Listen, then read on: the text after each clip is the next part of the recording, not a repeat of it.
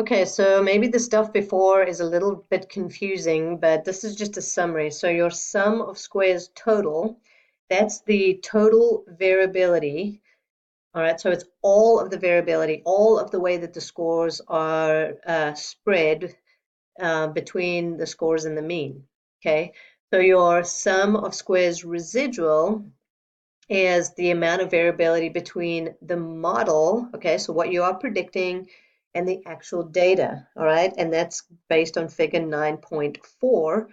And then you've got the sum of squares model, all right, so this is the model variability, so the difference in variability between the model and the mean. So these are the three values that in essence will tell you how much variability is either between the scores and the mean, how much error variability is in there, and how much variability there is in the model. And I'll show you some of these examples once we start running the data.